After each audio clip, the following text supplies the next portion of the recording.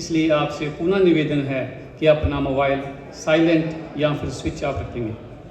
सबसे पहले भारत माता पूजन होगा और आप सबसे विनम्र निवेदन रहेगा कि भारत माता पूजन के समय आप सब हो चुका है। सभी परम आदरणीय अधिकारी गणों का आगमन। सभी से विनम्र निवेदन है कि कृपया अपने स्थान पर खड़े हो जाएं।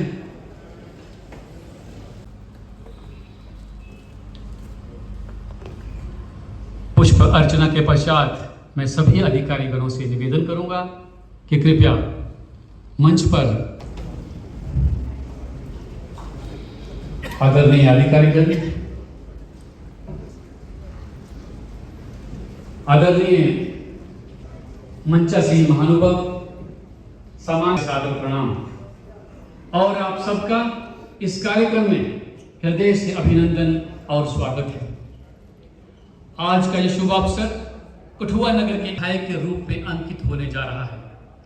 हम सभी जहां राष्ट्रीय स्वयंसेवक संघ के शताब्दी वर्ष के गौरवपूर्ण अवसर पर एकत्रित हुए हैं, एक ऐसी यात्रा के साक्षी बनने जिसमें तप, अनुशासन, त्याग और सेवा के 1925 में विजयदशमी से प्रारंभ होकर 2025 में विजयदशमी के दिन अपने 100 वर्ष पूर्ण करके 101वें वर्ष में प्रवेश कर चुका है।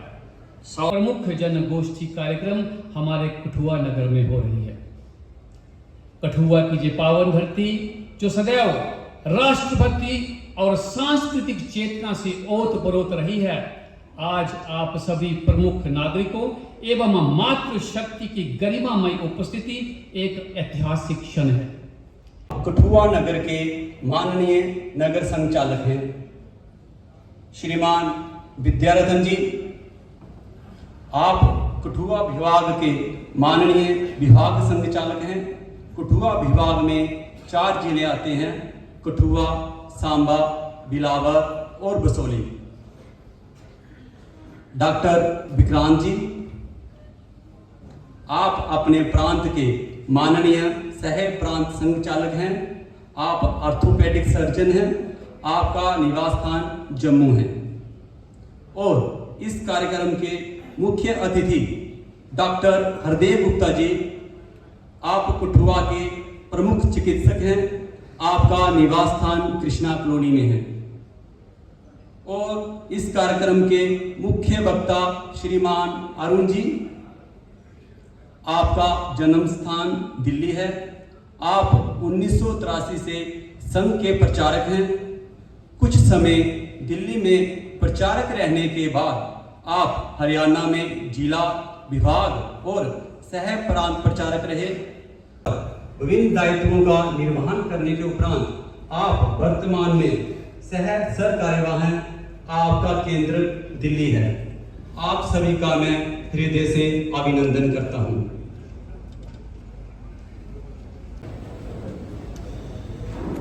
राष्ट्रीय स्वयंसेवक संघ कठुआ की ओर से आयोजित आज की इस प्रमुख जन गोष्ठी में हम सबके सौभाग्य से मंच पर विराजमान आज के कार्यक्रम के माननीय अध्यक्ष श्री हरदेव गुप्ता जी, प्रसिद्ध चिकित्सक, अपने कार्य से जिन्होंने समाज में एक विशिष्ट स्थान अर्जित किया है। आज के कार्यक्रम के माननीय उसमें उपस्थित जम्मू कश्मीर प्रांत के माननीय सह प्रांत संघचालक डॉक्टर विक्रांत जी, मंच पर विराजमान माननीय विभाग संघचालक श्री विद्यारतन जी, माननीय नगर संघचालक श्री इंद्रजीत जी एवं सभी यहाँ के कार्यकर्ताओं के निमंत्रण पर आए हुए माताओं, बहनों और भाइयों, अभी आप सामने से गठगण के पराक्रमी योद्धाओं के साथ लड़कर यहीं अटक गया, यहीं पर घायल होकर यहां से वो वापस चला गया। वो इस राजी को पार नहीं कर पाया, लेकिन उसने अपने देश के अंदर कुछ पत्र लिखा, ultimately I am able to win India, मैं भारत जीत गया। उसने ये नहीं कहा कि मैंने तक्षशिला को जीता, मैंने पुरू को जीता, मैंने कठों से लड़ा, उसने कहा मैंने हिंदुस्तान को जीत लिया। वास्को डी गामा केरल में पहुंचा, चेरामन स्टेट में पहुंचा, छोटा सा राज्य था, वो अपने देश के अंदर पत्र लिखता है, overcoming all the challenges with grace of God, ultimately I am able to reach India. उसने ये नहीं कहा कि मैं केरल पहुंचा, उसने ये नहीं कहा कि मैं चेरामन पहुंचा। हिमालय से लेकर केरल तक सारी दुनिया के लिए हमारी एक पहचान थी, हमारी एक आइडेंटिटी थी। केवल ये थी नहीं, हमारे व्यवहार में थी। भारत पर पहला विदेशी आक्रमण सिकंदर का हुआ था। उस सिकंदर का मुकाबला करने के लिए चाणक्य को ध्यान में आ गया, एक एक राज्य जो है ये अकेले अकेले मुकाबला नहीं कर सकता, राज्यों का संगठन करना चाहिए। सबको एकत्र किया। मगध के चंद्रगुप्त के नेतृत्व के अंदर पेशावर के पास आकर सेल्यूकस की यूनानी सेना को निर्णायक रूप से पूरे भारत की ताकत ने आकर परास्त किया। मगध से लेकर सब क्षेत्र के लोगों ने कहा ये आक्रमण तक्षशिला पे नहीं है, ये पुरु पे नहीं है, ये पंजाब पे नहीं है, ये सप्त सिंधु पे नहीं है, ये भारत पर आक्रमण। हमारे देश के अंदर एक राष्ट्र का भाव था। चंद्रगुप्त विक्रमादित्य ने शकों को जो परास्त किया, वो आज जिसको हम गिलगित बाल्टिस्तान कहते हैं, यहां तक आकर उन्होंने परास्त किया। दुर्भाग्य से हमारे देश के अंदर ये भाव खत्म हो गया। अरबों का आक्रमण हुआ, तुर्कों का आक्रमण हुआ। 300 साल तक अफगानिस्तान जिसको कहते हैं, वो काबुल और जाबुल हिंदू शाही महाराजा थे, वो 300 साल तक लड़ते रहे। बहुत बड़ा संपर्क अभियान लिया, लगभग 12 से 15 करोड़ परिवार मंडल में हमने 1,04,000 यूनिट पूरे देश के बनाए, 10-15 हजार आबादी के। समाज के साथ मिलकर लगभग 85,000 हिंदू सम्मेलन होते थे। लगभग 85% ऑफ एरिया में, अपने ज्योग्राफिकल एरिया में इस प्रकार के हिंदू, ये जो हजारों हजारों साल की हमारी यात्रा है, इस यात्रा को साथ अपने को जोड़ो। देश के किसी भी हिस्से के अंदर वो संकट आता है तो मेरे पास, देश का एक भी व्यक्ति के ऊपर कोई आपत्ति होती है तो मेरे पर है। ये भाव व्यक्ति का आएगा क्या? वयम राष्ट्रांग भूता, हम राष्ट्र के अंगभूत घटक हैं। इसको कहते हैं एक राष्ट्र का। अपनी पहचान छोटी पहचानों से निकालकर जाति, भाषा, प्रांत, इन सबसे ऊपर उठकर हम सब भारत माता की संतान, सगे भाई बहन, ये भाव अपने मन के अंदर लेकर। दूसरी बात है विशुद्ध राष्ट्रभक्ति का। ये राष्ट्रभक्ति नारा लगाने से 15 अगस्त मनाना, 26 जनवरी मनाना, वंदे मातरम बोलना, जनगणमन करना, तिरंगा प्रकट लहराना, ये इस भाव का प्रगटीकरण है। इस भाव के प्रगटीकरण के साथ इस भाव का प्रगटीकरण अपने जीवन में होना चाहिए। न जाने इस देश के लोगों के मन के अंदर धीरे धीरे करके व्यक्ति का स्वभाव आत्म केंद्रितता का हो गया। मैं, मेरा परिवार, मेरा समाज, मेरा देश, ये खत्म हो।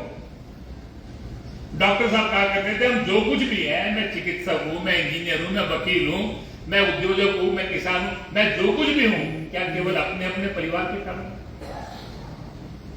उसमें समाज देश का कोई योगदान नहीं है। मेरे को लिखना किसने सिखाया, बोलना किसने सिखाया, हर बात के ऊपर जिस समाज ने दिया उसके लिए मैं क्या करता हूं? राष्ट्रभक्ति का मतलब होता है देश की आवश्यकता है तो उसके लिए तत्पर होना, देश की समस्या है तो मेरी समस्या है उसके लिए काम करना, हर क्षण हर पल ये विचार करना कि मेरे करने से देश और समाज का भला होगा। देश गुलाम था, स्वाधीनता का संघर्ष चल रहा था। डॉक्टर साहब आजादी के आंदोलन में विदर्भ की कांग्रेस कमेटी के सचिव थे, उसके नाते वो गांव गांव में जाते, सत्याग्रह की तैयारियां चल रही थी 1920 में। लोग प्रश्न करते थे डॉक्टर साहब जाकर, देश आजाद होना चाहिए, सब कहते थे वाह डॉक्टर साहब पूछने की बात है कि आजादी से बढ़कर क्या, आजादी कैसे मिलेगी? तो सत्याग्रह करना पड़ेगा, जेल जाना पड़ेगा, अंग्रेजों से लड़ना पड़ेगा, अत्याचार का मुकाबला करना पड़ेगा, ये सब करना पड़ेगा। तो कौन करेगा? तो तुरंत पहला व्यक्ति कहता था मैं डॉक्टर साहब कैसे कर सकता हूं, मेरे तो छोटे छोटे बच्चे हैं, मैं चला गया। दूसरा कहता था मेरे तो माता पिता बूढ़े, मैं चला गया। तीसरा कहते थे डॉक्टर साहब महीने भर में फसल आ जाएगी तो परिवार का गुजारा कैसे चलेगा, काम कौन करेगा। अगला कहता था कि मेरी दुकान बंद हो गई तो परिवार किसका है, दुकान किसकी है, खेती किसकी है, तो देश स्वाधीन करना है तो कौन करेगा, तो बड़े बड़े नेता करेंगे। आज देश की आजादी की आवश्यकता है तो कौन आएगा। ये जब हम कहते हैं समाज जीवन के अंदर राष्ट्रभक्ति की भावना, तो हर क्षण हर पल देश के लिए थी। 1000 साल की आप कहानी पढ़ लीजिए, हमारे जितने पराजय हुए हर पराजय में किसी ने अपने स्वार्थों के लिए धोखा दिया। Every story of defeat has a story of betrayal. इस देश के अंदर जितनी भी पराजय की कहानियां, सबने अपने स्वार्थ और महत्वाकांक्षा के कारण से समाज देश को दाव पे रखा। आज भी आप देखेंगे जब भी देश संकट में फंसता है, किसी न किसी का स्वार्थ उसमें उसका कारण होता है। तीसरी बात है, अपने समाज के अंदर एक कमी आ गई, संगठन और एकता का अभाव, यूनिटी एंड डिसिप्लिन। वेदों के अंदर राष्ट्र सूक्त आता है, राष्ट्र की भावना हमारे वेद काल से। राष्ट्र कैसे बनता है, उसकी मूलभूत शर्त क्या है, तो उसका पहला सूक्त आता है, संगच्छध्वम संवदध्वम संगो मनांसी जानता। एक साथ मिलकर चले, एक स्वर में बोले, एक मन के हो जाए, समान मंत्र समिति समानी, एक साथ मिलकर विचार करें। समान हृदयानी वा, जब उठे तो सबके हृदय एक हो जाए। समान मनसा चैत चित्त मेषा, सबके चित्त एक हो जाए, सबके मन एक हो जाए। दुर्भाग्य से अपने समाज के अंदर ईर्ष्या, द्वेष, गुटबाजी इकट्ठे आते हैं, बैठते हैं, सोचते हैं, एक संस्था बनाते हैं, एक मंदिर बनाना, एक अच्छा काम करना, 10, 15, 20, 25 लोग एकत्र आकर विचार करके एक कमेटी बनाते हैं, किसी को अध्यक्ष बनाते हैं, किसी को संयोजक बनाते हैं। बैठते हैं, बैठ के 4 लोग 4 मत के होते हैं, अंत में एक मत पे निर्णय होता है। 5, 7, 10 लोग बाहर निकलते तो कहते हैं कि इसने अपनी चला ली, अब देख लें कैसे करते हैं। वो अध्यक्ष बनाते हैं, किसी को कुछ बात करती है तो दूसरा आदमी कहता है हर समय अपनी चलाता रहता, सुनता ही नहीं। वो उससे पूछेंगे तो कहेगा टांगी खींचता है। डॉक्टर साहब ने कहा अपने समाज के अंदर ना जाने कब ये ईर्ष्या, द्वेष, गुटबाजी, टांग खींचना, अहंकार, महत्वाकांक्षा, ये जो समाज जीवन के अंदर ये मिलकर काम करना, एक साथ बैठना, एक साथ विचार करना, निर्णय करना, निर्णय को मानना, निर्णय पर चलना, हमारे समाज की बहुत बड़ी ये कमी है। उस आजादी के आंदोलन में जिनके बड़े बड़े त्याग और बलिदान थे, ऐसे नेता भी जब अखिल भारतीय स्तर के ऊपर बैठ के विचार करते थे तो डॉक्टर साहब चर्चा करके बताते थे, प्रांत की भावना, भाषा की भावना, महत्वाकांक्षा, कौन पहले बोलेगा, कौन बाद में बोलेगा, किसका फोटो बड़ा हो गया, किसका छोटा हो गया, इसी में झगड़े हो।